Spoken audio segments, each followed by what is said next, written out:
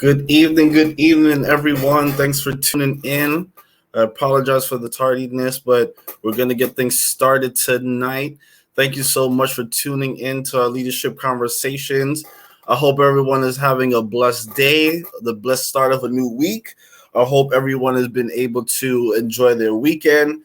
Um, we're coming to the close of another month. We're at the end of July, going into August. It's insane how quickly time is going by, but taking it one day at a time, one step at a time. My beautiful wife Asha, thank you for tuning in. For all those that are tuning in, thank you for taking the time to join leadership conversations. It's truly a privilege to speak with you all tonight. Ashley, how's it going? Thanks for tuning in. Want to talk to you tonight. Continue our conversation. Just so you know, before we get started, I just want to announce that I have a few more openings for my Young Visionary Leadership Program. It's a 6-week leadership program that I'm beginning next month. Actually, next week. Funny, next week, the beginning of August, is going to be a 6-week intensive course for young men between the ages of 18 to 24. I have a few that have already signed up, and they're looking forward to being a part of it, and I'm excited about it. I know it's going to be something great. I'm looking for more young men between the ages of 18 and 24. I want to help them to get a jump start on their career, get a head start on their career goals. It's time that, especially now with how quickly things are going, it's at a point where young people have to know what they want to do at a very young age. You know, back in the day, you could go to college and you can be undeclared and you can spend time trying to figure out what you want to do. But now there's an expectation where you have to out of the gate know what you want to do. You got to know what major you want to explore. You want to know what your career. You have to know what your career goals are because the competition is so heavy. So it's important that as young men, they develop the leadership skills that are going to make them to stand out in their careers, to help them to stand out in their educational endeavors. And so, for those of you that are interested, please feel free to go to the website. It's KeenVisionLeadership.com. You can also see it on my Facebook page, but keenvision.com/YVL hyphen program. I'll put it in the chat. Is KeenVision Leadership /YVL dash program. You can get more information. You can sign up there. It's gonna be something that's gonna be great. It's the first one, and I plan to have more, but I want to help young men, especially with the fact that this fall semester is beginning in a couple of months. I want to help them to get a jump start on what they want to do career-wise, so that they know how to pursue their education. They know how to fix their resume, to tailor their resumes. They know what internship opportunities to look for, what job opportunities to look forward to. And so if you know anybody between the ages of 18 and 24, tell them to check the website, tell them to sign up. It's going to be a great experience. There's no pressure involved. There's a demand for excellence, but there's not too much pressure involved. Sometimes it's hard to get involved because you feel like you should know certain things that you don't know. This is a judgment-free zone. And so my desire is really to help really make a difference in the lives of young men, and to help them to figure out their passions and to pursue their passions. So feel free, let somebody know. I have a few more spaces open, and I'm looking forward to getting this thing started. I want to know what their goals are. We're going to sit down. We're going to map out step by step what their plan should be moving forward, so they're not figuring out on their way, but they have some kind of guidance. So again, let somebody know to join, to sign up, and we're going to get this thing started. All right.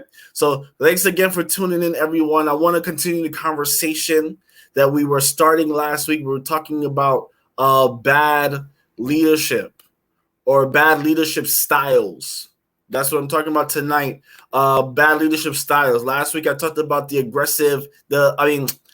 I talked about the insecure leader. Thank you so much, Sister Susan, for tuning in. I appreciate the support.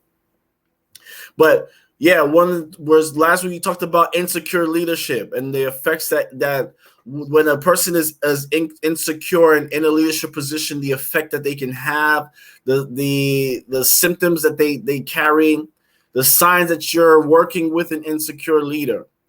It's important that when we become self-aware, we begin to understand where we are on the spectrum of a leadership, and then wherever we are, figure out ways to pivot and to improve, right? In leadership and life is all about growth. It's always about continuously putting forward your best foot, putting your best foot forward so that you can be able to grow consistently, so that you can grow, so that you can improve. So that's what we talked about last week, insecure leadership. And so this week, I want to talk about an abrasive leadership. Now, I want you to, if you're tuning in tonight, tag somebody that needs to hear this, like, comment, share, join the conversation. Let somebody that you know needs to hear this, because we all have had experiences working with these kind of leaders. And when we recognize the type of leaders that we work with, then it helps us to kind of be in a better position on how to respond and how to react and how to do our part in the lead with working with other leaders. And if you are a leader who carries these traits, how can you pivot and become a better leader? Give you the disclaimer again tonight that this is a judgment-free zone. This is not to cast any aversion or make anyone feel uncomfortable or feel judged, but this is to have this discussion so that we can learn as a group, as a team, how can we grow as leaders? Because very often we fail to recognize the leadership traits that are bad, and we try to figure out ways to avoid it, or we try to figure out ways to not to handle it. But when we recognize that we're able to identify, we're able to pick out and see the symptoms, then we can figure out solutions to those symptoms. So that being said, like, share, comment, please. I welcome your comments. I welcome your feedback. Your feedback helps me to improve. That's right, Danny. A judgment-free zone, Planet Fitness. There's no judgment here, all right?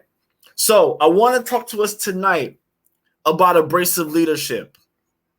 I want to talk about abrasive leadership. Now, what does it mean to be abrasive?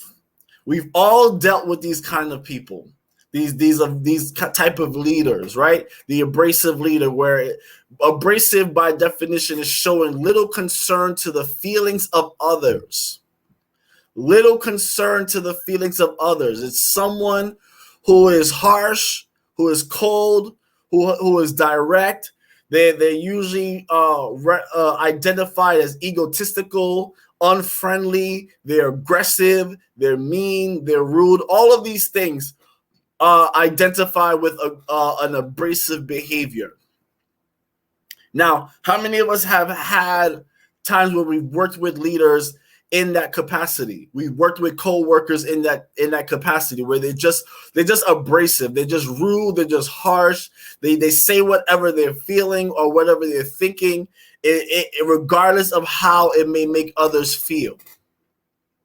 How many of us have dealt with managers who have this kind of unfriendly mindset, this unfriendly attitude, where they tell you what to do, they give you directives, but a lot of times they come off cold, harsh, they have no concern about how you feel, what's going on with you, and all of these things. And eventually it creates a toxic environment. And you never want to be a leader that creates a toxic environment, because when you create a toxic environment, then you're doing more damage and more damage control than you are producing and being productive. See, an abrasive leader, they create a toxic environment and a toxic atmosphere that prevents people from growing, and they prevent people on their team from properly performing. Right? They prevent overall production. They create an environment where it's low morale, there's low interest. People don't want to be there. People feel uncomfortable. People feel more hurt than they feel happy, and it drains motivation. It drains the morale out of everyone. It just makes you just so focused on not wanting to be there because of how harsh and how cold these individuals are. So, with that being said, let's talk about some people that we know. And before we do that, I want to show an example. I want to show an example of someone of an abrasive leadership style. So, with that being said, pay attention to your monitors.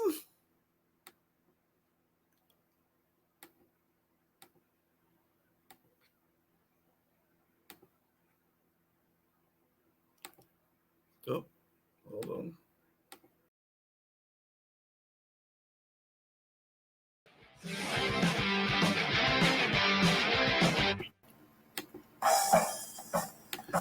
Now, full disclosure, I and my wife, we love Hell's Kitchen. All right. Gordon Ramsay is hilarious. He's entertaining. The show is funny, but it's not an ideal environment to work in. How many of us watching that video felt a level of anxiety and stress? When you're working with an abrasive leader, it creates an environment that is stressful. It creates an environment that's more burdensome than it is helpful. We watched that video and we watched how Ramsey addressed the mistakes of the team and how he was so rude and disrespectful. And at the end result, you start to see the performance and the quality of the rest of the team, right? The way that they were performed after the first outcry and the first time that he yells at them. You start to see their performance slowly start to decrease until eventually he kicks them out of the kitchen. Right? Prime example of an abrasive leader. See, abrasive leadership and abrasive leaders, they are highly aggressive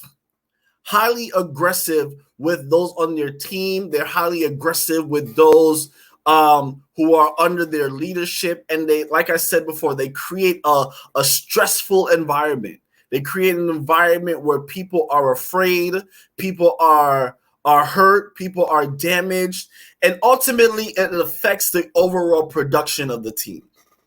So when you talk about an abrasive leader, what are some signs? In watching the video, I use this video because it's a perfect example, right? In dealing with an abrasive leader or a sign of an abrasive leader, one of the things is that they are focused more on the performance and less on the people. Someone who is abrasive, they're more focused on performance and less on the people. So they're usually driven by high performance and high standards, right?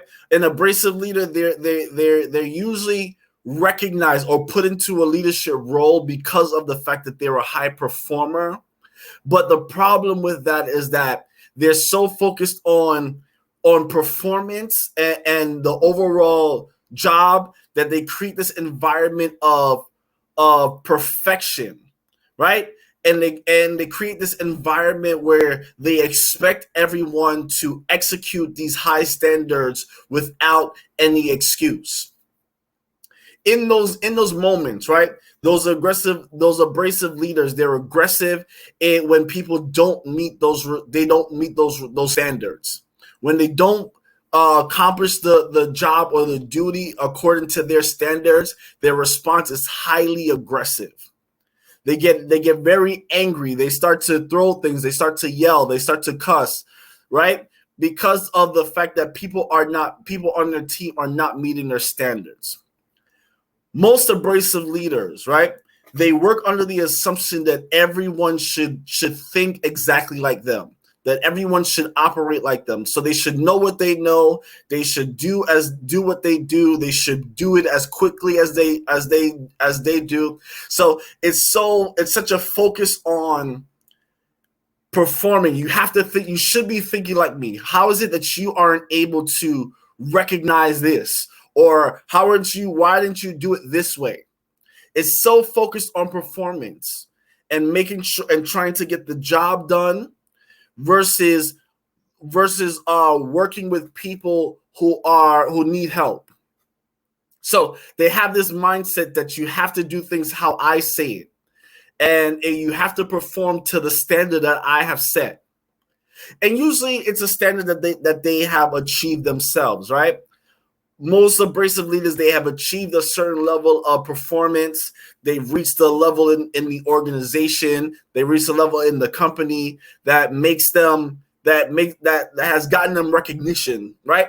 But the thing is that you can't expect people to think like you. You can't expect people to behave like you. You can't expect people to act as you do, right? We all have different strengths. We all have different skills. We all have different abilities, right?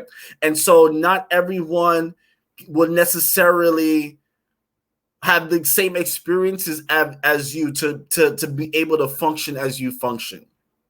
Each of us have unique skills, unique strengths. And so as a leader, it's our responsibility to help those, allow people to shine in their strengths, but also help them to grow in their weaknesses. And so you have to allow people to make mistakes. Abrasive people, abrasive leaders, they don't accept mistakes. They want everything to be perfect. And one thing that we need to understand is that there is no such thing as perfection, but we should never strive for perfection, but we should strive for excellence. So we're not trying to be perfect, because no one is ever 100% perfect. And anyone who claims to be perfect is lying. That's one, they're lying. Two, if you're perfect, then there's no room for growth. If you are perfect, there's no room for you to be able to grow. There's no room for you to be able to improve. And therefore, you've reached the wall. You've reached your peak. And so people in that manner who are super abrasive, who are perfectionists, right? You have to give people grace, or else you're going to create a toxic environment. You're going to create an environment that's going to do more damage than help. And so people who are abrasive, right? The end result of what they do. The end result of what they do is they do more damage. They do more damage than they help, right? And they damage relationships. They damage people to the point where they're unable to function. Team members, they become more focused on their wounds than they become focused on productivity. See, people can't perform at their best if they have this expectation that they're going to be yelled at, they're going to be embarrassed, they're going to be disrespected, they're going to be disgraced because of their lack of performance. So if I'm so focused on trying to protect myself, or I'm trying to get over the last time that you hurt me, I'm not going to be able to fully perform or function in my job or in my role. So when someone is in that position where they're abrasive with their team, then you have to recognize that productivity is going to be low. Morale is going to be low, because now your team is going to be they're going to develop more fear and develop more resentment than they will develop trust. I can't trust you because you're constantly yelling and you're putting me in a position where I'm afraid and I'm resentful. And then another thing when you're on a team with an abrasive leader, Team members become more motivated to leave than they are to stay. So because of the fact that you're so abrasive and you're so rude, I'm not focused on doing the assignments that you've given me. What I'm trying to do is be on Indeed.com. I'm trying to be on LinkedIn.com, try to find a new job. I'm redirecting my energy so that I can get out. I'm trying to get out of here. I'm trying to get out of this environment. I'm trying to get away from here. So all the hours that I should be spending on working on the project that's going to help the overall organization, I'm focused on trying to get a new job. How many of us have had those experiences where you're on the job for 8 hours, and for 4 of those hours you're looking for another job, and then you got your lunch break, and then maybe for an hour you're on Facebook, and then you'll dedicate maybe 2 hours to actually doing the project or doing the work. That's because of the fact that the environment has become so toxic and so draining that you end up focusing and you're so motivated on trying to get away than you are on trying to stay. So that's why you see when there's an abrasive leader or abrasive manager in position, turnover is great. There's a high level of turnover. People are in and out. That's right, Danny. Just as Danny says, it's a rotating door. People are in and out, in and out. You see this oftentimes even in churches and in ministries where the leaders may be so. Marie J says 15-minute breaks turn into not coming back. That's absolutely correct. That's real. That's real talk.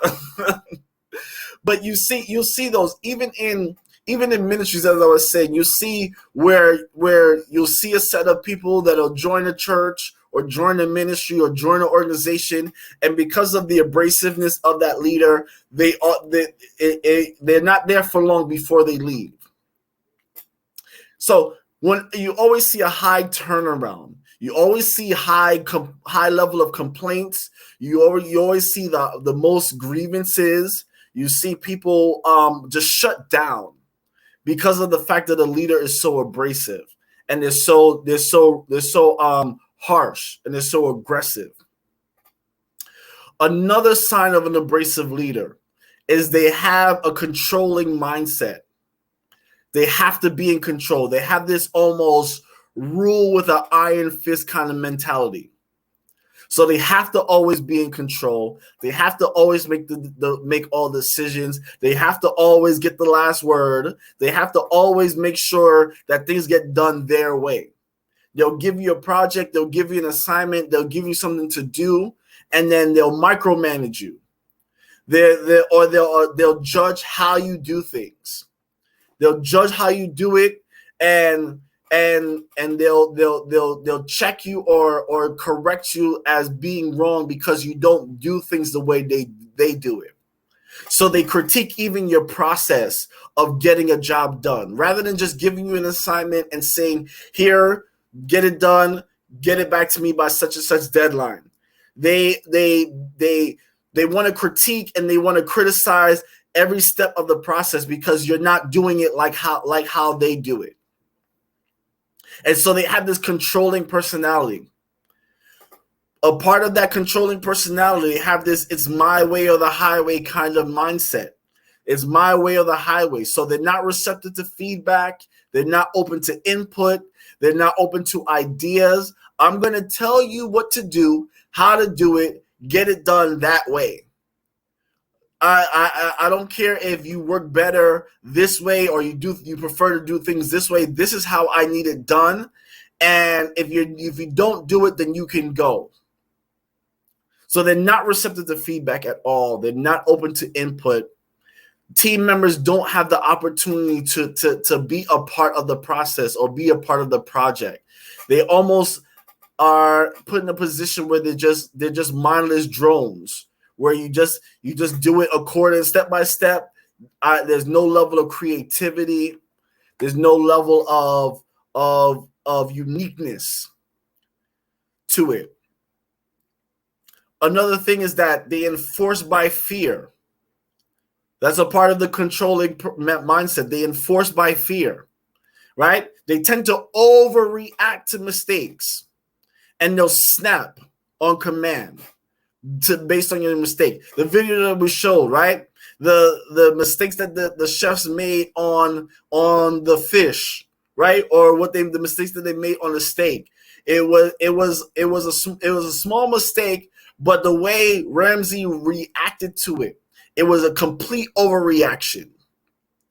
It was highly aggressive. It was an overreaction, and ultimately it put fear into the employees. When you, as a leader, are in a position where someone makes a mistake, you have to learn to give grace. You have to learn to be able to correct them appropriately. You have to be able to give advice, right? You have to be able to direct them in the right way rather than overreacting. Some things don't require an overreaction. Most things don't require overreaction, because when you overreact to a mistake that someone makes, now the person is not paying attention to the correction. They're paying attention to your reaction. So now, rather than trying to fix or improve on the area that I've made a mistake in, I'm now more focused on your attitude towards me. And ultimately, your defense mechanism goes up. So now you want to square off. Now you want to fight that individual. You want to fight that leader. You want to fight that manager, right? You want to give them a piece of your mind, and now you're not focused on how do I perform better, but you're focused on this is what I want to do to them. Come on, we've all been there. We've all been there where a manager or a coworker has said something slick, and you just want to tell them, let's step outside for 5 minutes. Give me 5 minutes, right? Then you have these moments where they said something slick, or they did something slick, or they sent you a slick email, right? They send you a slick email, and in your mind you're like, listen, this is light work. You get to that place where it's like, you listen, this light work. You can catch this fade. We can throw the hands. We can get it on. We can get it on and then go about our day. And in that state, you don't even care about the job anymore. You don't even care about what needs to be fixed. Now your focus, your energy is directed towards how do I get them back? Right? How many times have we gotten those slick emails, those abrasive emails from a coworker or from someone in another department? And rather than focusing on how can I fix this, you spend an hour trying to figure out how I'm going to craft this response email. Right? I remember my previous job where I was working with another department, and the lady's response to my email was so rude. It was so rude. It was so aggressive. And she talked down to me as if I didn't know how to do my job. And rather than trying to get the situation resolved that I originally emailed her about, now my mind is trying to figure out, all right, what am I going to say to this lady in this email to let her know that she's talking to the wrong one? What can I say in this email to let her know, listen, you violated, I've been here longer than you, and so watch how you address me, right? So spending all this time trying to craft this email so that I can give her the appropriate response that'll be professional, but to let her know, listen, don't do this again. All of these things take away your energy from what you need to do. So now the issue that I had originally emailed her about, now that's in the back burner. All because of the fact that she wanted to be abrasive, and she wanted to be aggressive, and she wanted to be rude, right? So all of these things are real life situations that come along and affect the overall organization. It affects the overall goals that you're trying to accomplish, and it affects your overall performance. And so these kind of leaders, they tend to overreact. and they tend to snap, and they become disrespectful. They start to belittle you. They start to treat you beneath who you are. And a big thing, they try to publicly humiliate you. They try to use you to set an example. They try to set an example for the whole team. And they try to put you on blast so that the rest of the team knows not to make the same mistakes.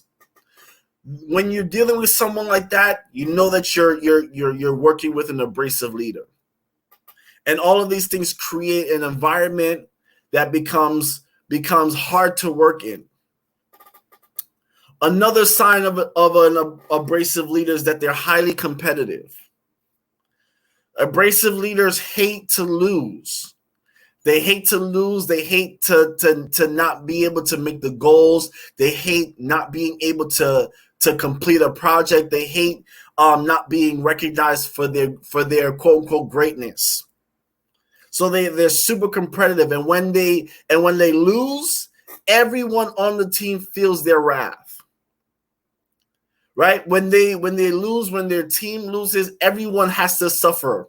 Everyone has to feel it. That's when you get called into meetings. You have a team meeting where they start to get on everyone's case. They start yelling. They start blaming everyone except themselves.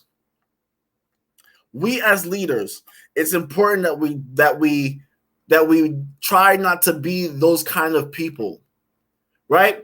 In those situations where, say, you don't meet the mark or you don't accomplish the task, your mindset should be, how can I help my team to improve so that we can be able to be more effective and be more efficient, right? For those of us that are church leaders, right? How can I help that person to help the people on my team to grow? How can I help them to deal with the challenges that come with being a part of my organization? Right? You cannot respond aggressively because people become defensive. Aggression only produces offense. Aggression only produces aggravation. And so you should never be aggressive towards anybody on your team, because when you are aggressive, then you can't not expect people to respond or react to how you address them. Majority of us are more reactive than we are proactive. So when people address us, when someone addresses us a certain way, our instinct says that we have to fight or flight. Our instincts kick in, and so we react to what happens to us. We're not acting out. We're not taking proactive measures, or we're reacting to what people are saying, and reacting to the situation. So at the end of the day, when you think about it, fire versus fire only produces more fire. And as leaders, we have to choose to be one of two things. You have to either be water or you have to be gasoline, right? As a leader, we should be water. Let me say that. But most people are either water or gasoline. As leaders, we have to be water. So how do we de-escalate situations? See, gasoline will escalate a situation. Gasoline will escalate a fire, but water will put fire out. So as leaders, we have to be more water than gasoline. We have to be more water than oil. How do we de-escalate situations? How do we de-escalate rather than escalate it? And when you figure out ways to de-escalate, then you create a better environment for everyone to grow and to improve. See, the thing about being aggressive, because a lot of people think that being aggressive, it gets people working, it gets people getting the job done. It is better for the overall bottom line, but at the end of the day, it's worse. An abrasive leader only makes things worse, right? Because When a leader's abrasive, they create an environment that's toxic and people leave. Now you're spending more effort, you're spending more energy, you're spending more time in the hiring and interviewing process. I remember my old job, right? I started to feel bad for the assistant directors because every week they were in interviews. Every week they had to take time away from the projects that they were working on and focus on the interview process. Rather than getting their own work done, they had to stop what they were doing every once or twice a week so they can do the interviews, so they can do the onboarding, so they can do the so they can make the request to IT to get new computers and get new phones and all of these things. Now this is extra time and money wasted in trying to replace, because right when you replace somebody, now you got to retrain. You gotta onboard them or someone new. You gotta train someone new. You gotta prepare them to do the job, and then you gotta help them to get acclimated to the environment. But when you have a constant turnover, and now your energy is constantly focused on the training and retraining process, how do you ever get anything done? So ultimately, it's worse for the overall bottom line when you're working with an abrasive leader. And then an abrasive leader, they have low emotional intelligence. They have low EQ. They may have high IQ, but they may have low EQ. So they lack sensitivity. They lack awareness. They have no idea that their problems or their attitudes or their behaviors, they have no clue of the impact that it has on others. It is the abrasive leader that and it's so weird because they really lack self-awareness in that they have no clue that they're alienating everyone around them. And you see those people who they have this just rude mindset, and then they're not willing to change. They're just, this is who I am. This is how I am. This is how God made me. And they have no clue that they're alienating everyone around them. They just have this, oh, we got to get things done kind of mindset. And they don't realize that the people around them hate them. They think that they're so great and their performance is so great that they don't even realize that people are tired of them or they don't want to be around them. So they have low emotional intelligence. They have no idea that what they say hurts, what they do hurts others, and they don't pay attention to the impact that it has on individuals. Right? They're so focused on the performance that they ignore the people. They intimidate others. They rule by fear. They cause people to be angry and upset, and they really lack that self-awareness. Any problems that's caused, any attitudes, any reactions is not their fault, but it's the other person's fault. Right? You see those people who they're abrasive, they're rude, they're aggressive, and then they wonder why people return aggression back to them. All of a sudden, an employee just blows up on them, and they have no clue why. I remember seeing a situation where a leader was an abrasive leader, and it created such a toxic environment. And then when one of the employees pretty much exploded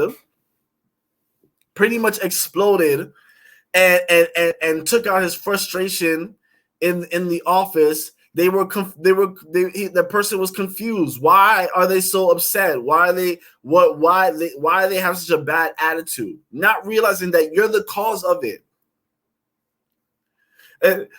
Funny story.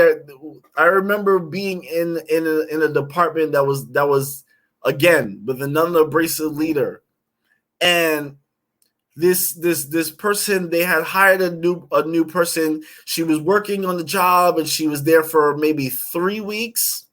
She was on the team, and she's very bubbly person, very happy personality. She got along with everyone, and she was just a great person to work with. But because the environment was so toxic and the leader was so abrasive and so aggressive, our manager was so abrasive and so aggressive. One day she went for lunch. And the funny thing is that she went to lunch and asked everyone if they wanted anything from the restaurant that she was going to. Hey guys, I'm going to lunch. Do you need anything? I'm going to the diner. Do you need anything?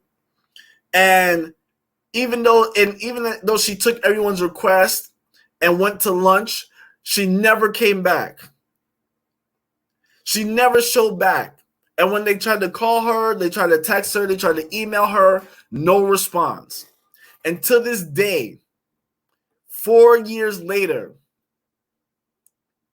actually 5 years later, to this day, she has not stepped foot back in that office. They still have not been able to get in contact with her.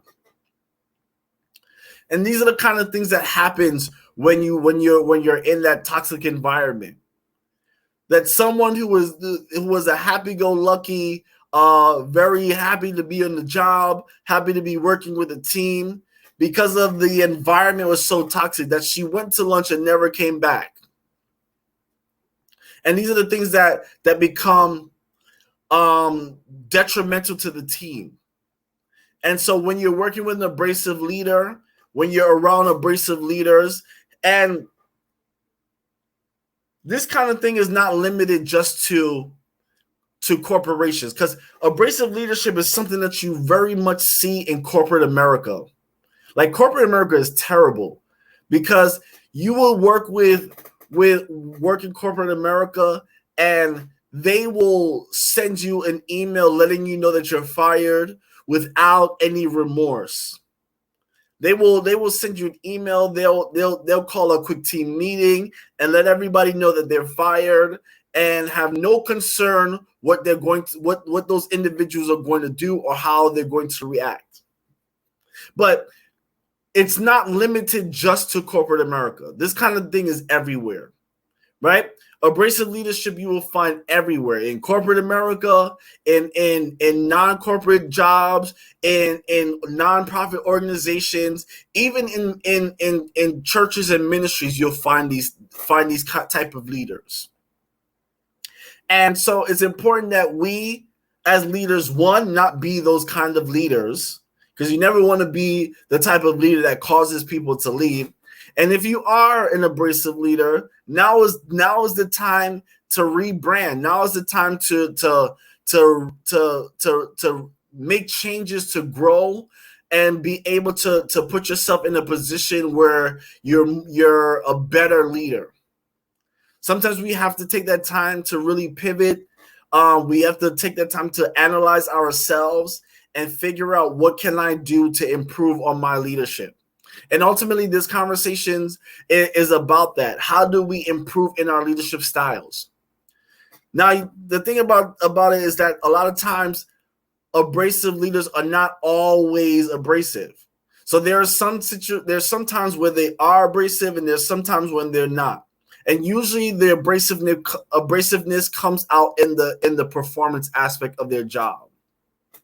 You have some of the coolest people in the world who are funny, who are cool, who are good to be around, except when it comes time to work.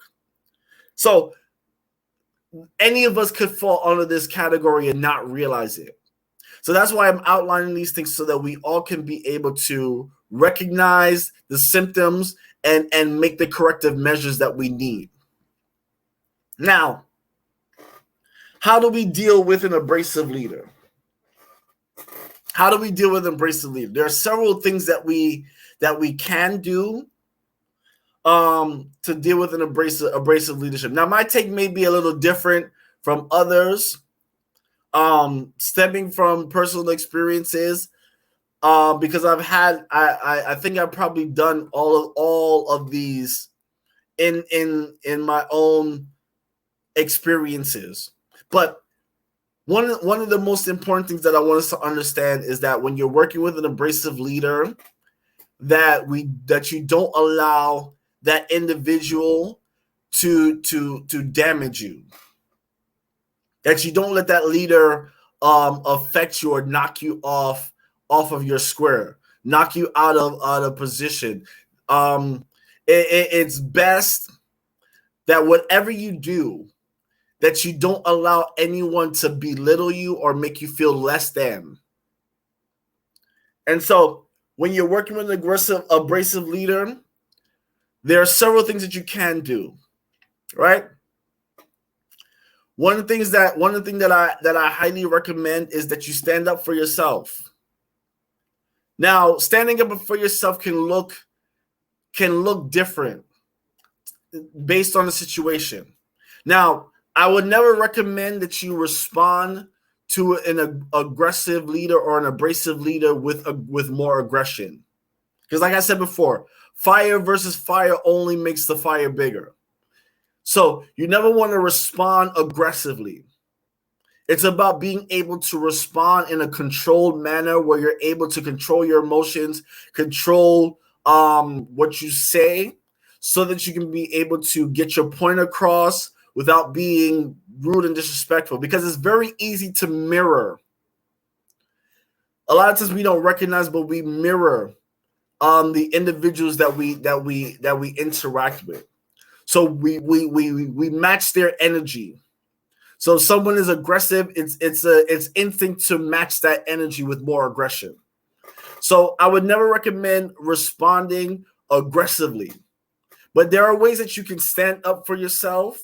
There are ways that you can respond without it being aggressive. So sometimes it's best to have a conversation with the individual one-on-one and say, hey, listen, this is the impact or the effect that you're having on the team.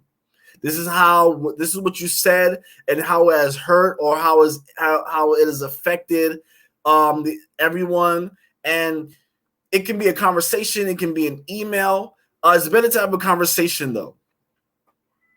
We have to understand that as leaders, and this even goes for a leader who has someone on their team who's abrasive and aggressive. Confrontation is an important part of leadership. We have to learn to confront things that are negatively impacting us and those that are around us. And it doesn't have to be an aggressive confrontation, but it can be a confrontation where, hey, this is the problem, and here are some solutions that I've come up with to resolve this issue. See, when you confront and you only present problems, then guess what? It just makes things worse. It just creates an even more toxic environment. But when you approach an individual with the problem and solutions, and you try to create a win-win situation, this is what you can do, this is what I can do, and we both can be able to help one another. When you present solutions, then it creates it de-escalates the situation. So there are ways that you have to do. And if you're working with a leader who isn't receptive, right? There are other things that you can do, like file a grievance. You can reach out to someone who is in a higher position to address the matter. But whatever you do, there are different things that you can do to stand up for yourself, because you should never be in a position. You should never be in an organization, in a job, in a nonprofit company, in a church, where your overall mental health and emotional health is being compromised. You should never be in a part of anything. No job, no paycheck is worth the being damaged to your overall mental and emotional health. And thank you, Pastor Letitia. My HR rep on the conversation says that you should contact your HR department. Contact the HR department. Let them know, listen, this is what's happening. And make sure you have it in writing. I learned from experience that you have to make sure you always have things in writing so that you can track it. Right? So these are some of the things, and thank you for sharing that. Like I said, this is our HR rep. So our HR specialist. So these are some things that you can do on your job when you're dealing with someone who's abrasive. But like I said, you should never be in a position where your overall mental and emotional health is compromised. You don't join an organization, you don't join a paycheck that's going to affect your overall health. No job is worth it. So with that being said, you can the first thing I recommend is that you stand up for yourself, and try to work through it, right? When you try to work through it, working through it sometimes looks like you just focusing on your own self-growth, not taking things personally, recognizing that the abrasive behavior is a defense mechanism of that individual. And so I'm not even going to pay it any mind. I'm just going to focus on what I need to do. That's another thing that you can do. You can try to work through it. I'm gonna keep focusing on doing my job, getting what I need to get done, and I'm not even gonna pay attention to the yelling or the screaming or the overall personality of that individual. Try not to take it personally. Some of these people, they have terrible concepts of what leadership is. They have terrible practices. A lot of times it's because of their aggressiveness is because of a defense mechanism. It usually comes from a place of anxiety, right? Someone who's a high performer, they tend to be super aggressive because they have this anxiety of not being able to perform. They have this fear, this conniption about them that if they don't perform at a high level, that it may cause them to be fired. It may cause people to look down upon them. And so it comes from a place of anxiety. And their reaction to that anxiety is aggression. So the important thing is to try not to take it personally. If you choose to work through it, then focus on what you can do, what you can control, what you can change, and let everything else, let the chips fall where they may. Right? If the working through it doesn't work, if standing up for yourself doesn't work, then you gotta go. You gotta leave. And this is something that I want to get to my ministry leaders. Because sometimes you are under a pastor or a leader who is abrasive, who puts you down, who makes you feel less than, who belittles you, and sometimes you just have to leave. You just have to leave that ministry. I know we sometimes want to say, I'm waiting on God to direct me on where to go and all of these things, and you find reasons to stay. But you have to really and truly take a moment and say, listen, this is not beneficial to me emotionally. It's not beneficial to me mentally. It's not beneficial to me spiritually. And so I don't care how anointed your leader is, or how involved you are. If you are in a position where your overall health is being compromised, you have to consider walking away, right? We talk about Jezebelic leaders, right? And those kind of things. Listen, sometimes you just got to leave those Jezebelic leaders. For those of us who are working a job, right? I want us to understand that no paycheck is worth your health, because at the end of the day, they can fire you tomorrow, or you can become ill and become sick because of the stress, and ultimately they'll find somebody to replace you. Listen, I remember I told someone that I had a conversation with. I said, listen, don't allow this job to kill you, because guess what? If you die today on a Monday, they will have somebody in your position by Friday. So the best thing that you have to do, whatever stance you take, whatever move you make, think about your overall health. Because the moment that you're not able to perform, they will find somebody else to replace you. Now, always use wisdom, always use strategy, be strategic in whatever thing that you do. Always pray to find God, get direction. But ultimately, you have to think about your overall health.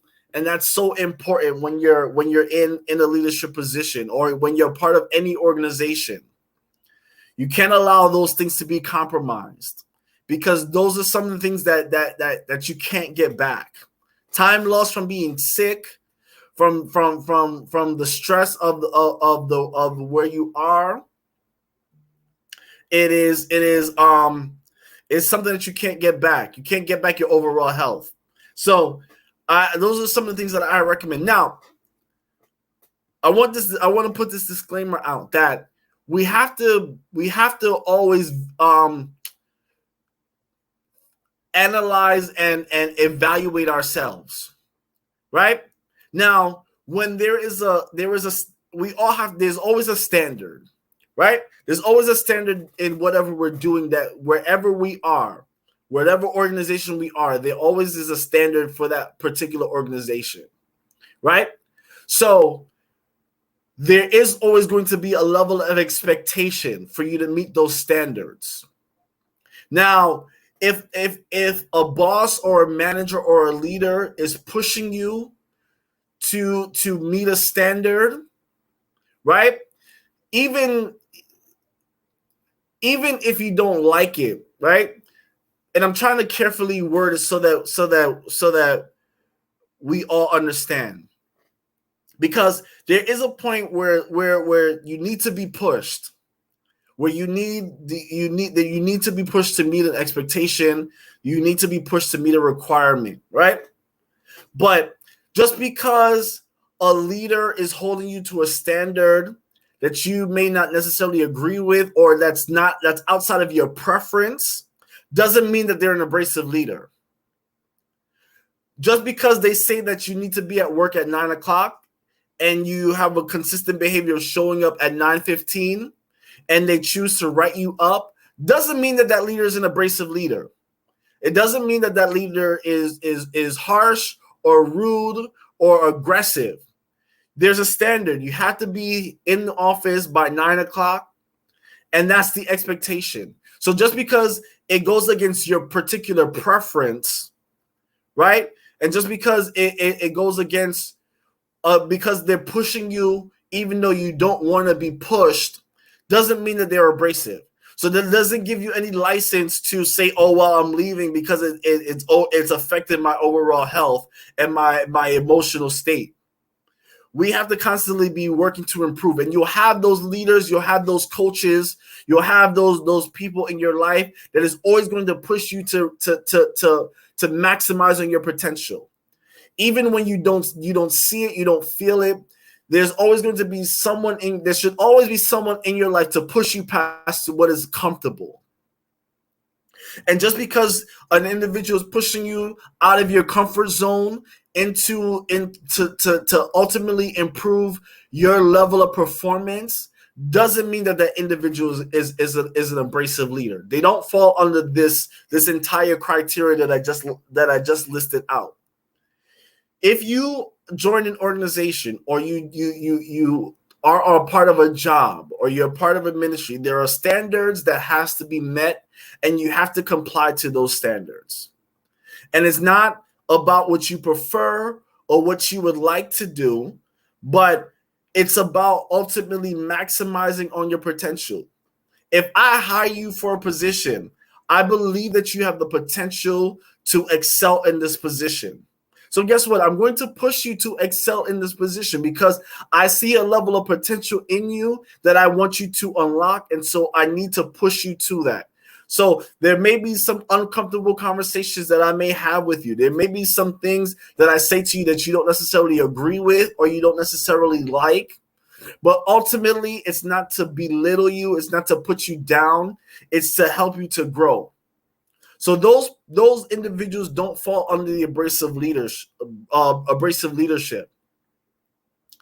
It is those leaders that are trying to rule or lead by fear, that are trying to lead by aggression, that are trying to that put you in a position where they're constantly belittling you, humiliating you, making you feel less than. Now those are the abrasive leaders, and that's where you got to make the decision. So this is something that I want us to understand, because we've all had experiences where we dealt with that, and the best thing that we can do is try to maneuver and adjust ourselves and our own leadership ability so that we can be able to better handle those kind of situations. So that's all I have for you for tonight. I hope that it was helpful. I hope that you were able to get something from it. Again, for those of you that tuned in late, my young visionary leadership program starts next week. And so I have a couple more spaces available. So if you know any young men between the ages of 18 and 24 that's interested in getting a jump start on their career, that's interested in getting in maximizing their educational experiences, please send them to the link. Send them to the website to sign up.